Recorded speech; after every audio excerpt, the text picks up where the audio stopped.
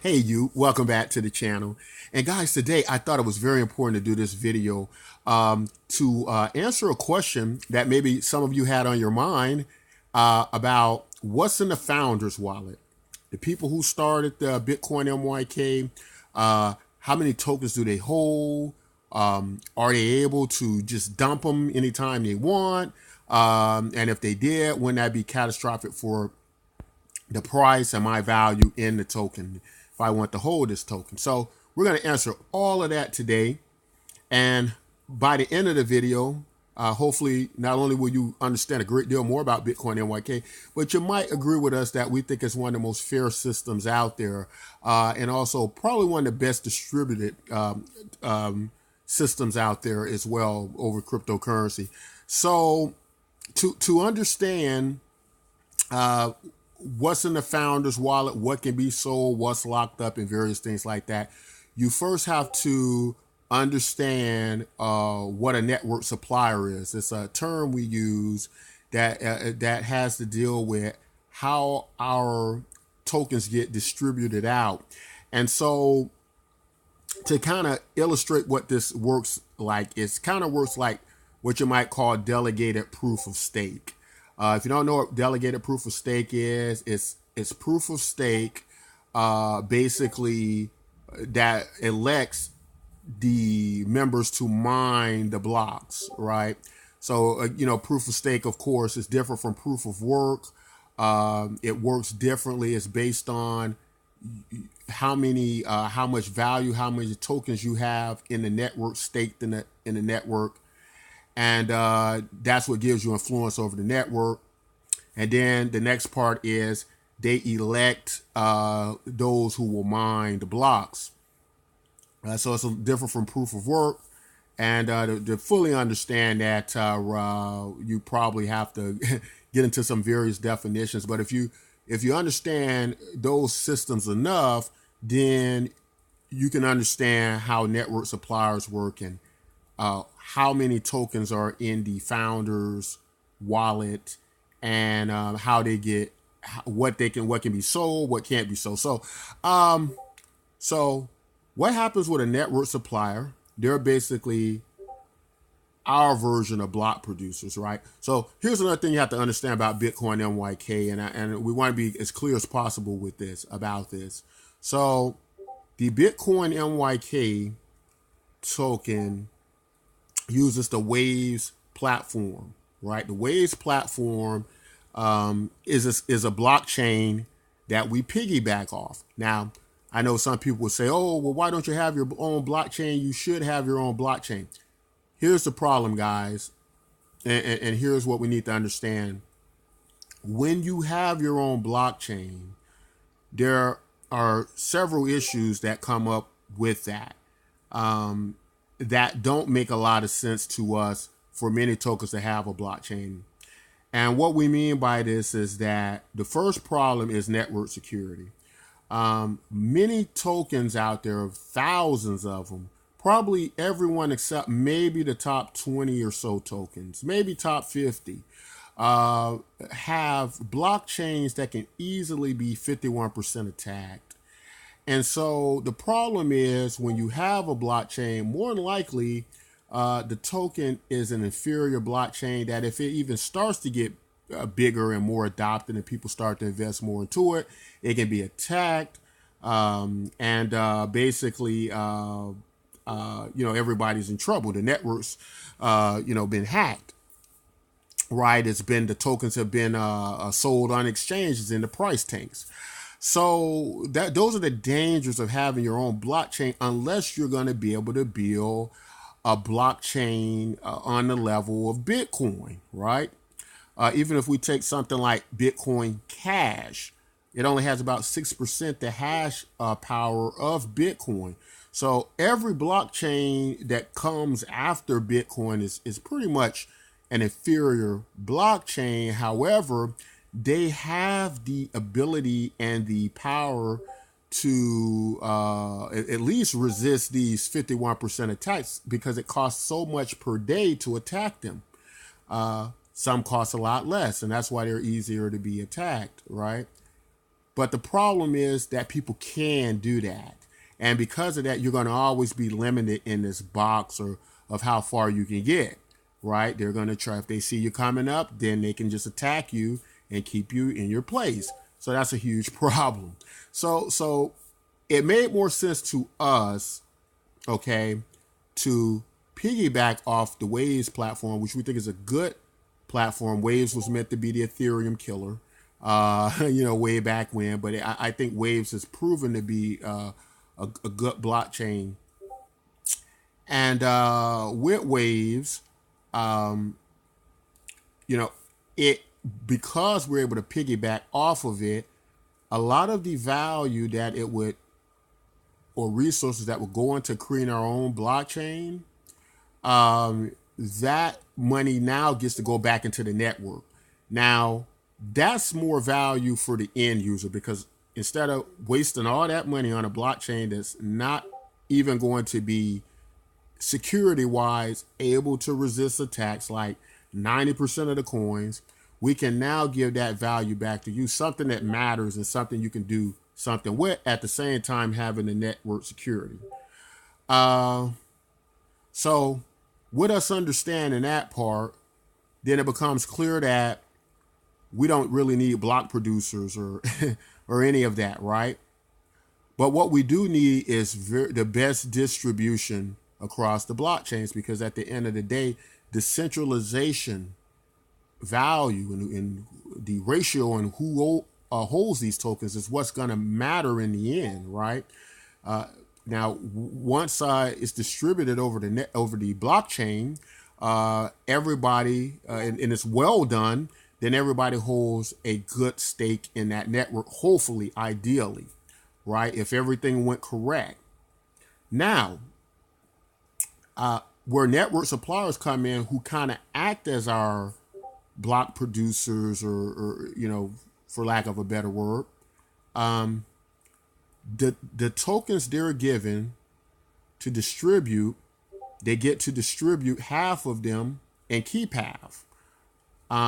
And if they do a poor job at it, we have elections, democratic elections over the blockchain. The votes are cast over the blockchain. So nobody can cheat the system, so it's totally transparent, okay? And as they get into higher levels of being network suppliers, their token supplies increase, like it goes from 2,000 to 10,000. And as long as they're distributing out these tokens well across the community that has elected them, then what happens is then they get more of these tokens, because basically it's been proven they do a good job. They're getting more value out to everyone, right? Now the next part, going back to the founder's wallet, so we can finally answer that question, is the founder wallet being the sole wallet that the cryptocurrencies are in, the tokens are in. True, it doesn't go through an election process, but it doesn't change the dynamic that the founder's wallet still has to act as a network supplier. It might be the biggest network supplier, but it is not exempt from acting and collecting in the same capacity as one. So to explain how this works, with more rules on the founder's wallet, what happens is this. So everybody involved in this project that are part of the founder's wallet, basically, what happens is as tokens come in, right, meaning that the transactional fee network we've discussed in other videos is basically every month Bitcoin holders don't claim, because we are a Bitcoin fork, but every month that they do not claim, there's a small transactional fee. Now, to understand, it's not a penalty, it's a transactional fee to give everyone lifetime free transactions. So nobody pays transactions. And so basically what's happening is the only people who pay transactions are the Bitcoin holders who do not claim their tokens or on time, right? And so if they don't claim, what happens is they get these network fees that are deducted from their balance. So it starts at 1%. So every Bitcoin wallet that doesn't claim, that goes into that goes back into the founder's wallet, and now the founder's wallet has to distribute out all those tokens back across the network. Now it works just like the network suppliers works. The founder's wallet gets 50% of that, but here's the catch to it. Here's why it's not the same as the network suppliers, and here are the other restraints on that, and there's several. The first is, as these tokens come in from the unclaimed tokens only, the tokens that can be traded or used or spent to any capacity can only be relational to as they come in. So let's just say, for instance, the 21 million wallets that exist in Bitcoin, let's say 50% of them, just for example, didn't claim their tokens, right?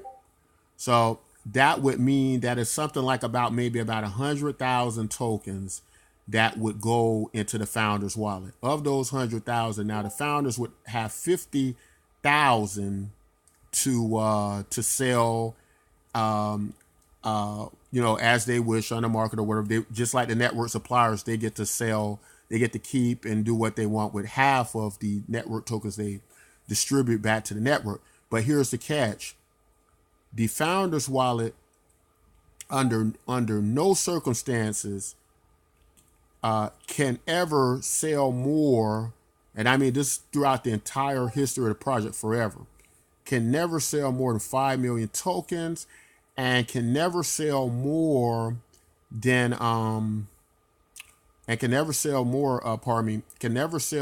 than the relational value to as the tokens come in. As again, back to that example I gave, if 100,000 tokens came in for the month of February, then only 50,000 could be sold. Now, here's another thing that's important to note. Out of that same founder's wallet is your universal basic income has to be distributed out. All of the proof of participation programs have to be distributed out of that one wallet, right? At the same time, not being able to claim any of the Bitcoin holders' tokens that are claiming as part of Bitcoin fork, right? So you can see from that example, what's in the founder's wallet is very much limited to what can be used, right, and utilized. And again, out of that founder's wallet, all the network transaction fees have to be paid for everybody using the network, totally free. UBI has to be paid. Proof of participation has to be paid. So it's a wallet that's going to do a great deal of distribution out to the community at all times. And so it's very unlikely that, in other words, I guess what I'm saying, guys, Bitcoin MYK is probably one of the tokens you would have to worry about less than any other token about the founders dumping. We could never have a Charlie Lee situation. If you think about Charlie Lee of Litecoin, where Charlie Lee sold all his Litecoin, right? Well, we could never do that because we can never sell more than 5 million tokens at any point in history. At the same time, those same tokens in that wallet have to supply, again, our universal basic income program. So Bitcoin NYK is it's basically a distribution model, right? That does many things, but at the same time sets up a system where it's meant to be a money, with money constantly being moved, spent. It's not meant to be an asset that you hold and go to the moon on. And some people might go, well, why would I be invested in this? Well, here's the thing. Although we believe it works this way, we believe that by people seeing the uses of it being used as a money, that's what will make them want to invest more in it, because it actually has this use case. It's actually being used by people. It's not just a speculative device that people hope they can hype up to be used, right? That's number one. People are actually using it. People are selling it. People are spending it.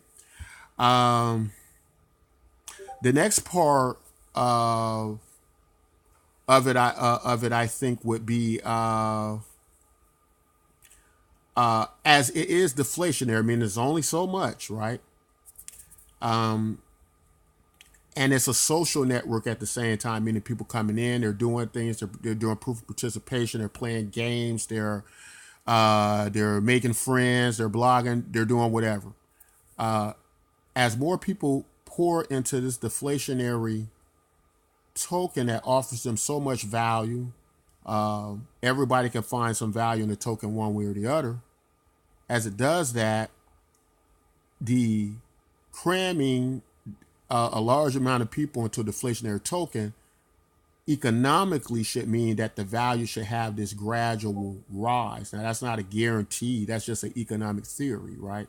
We don't know what it might do, but it would seem that because it's deflationary, there would have as the network grows and those things clash together, there would seemingly have to be some type of a growth accentuated some way, represented some way in that system. So it's a very interesting project, but I hope that explains to you what's in the Founders Wallet. It will always be no more than 50% of all tokens that are not claimed from the Bitcoin holders, right? And it will then be the responsibility for BitcoinMYK.com to act as a distributor or a network supplier to get these tokens out.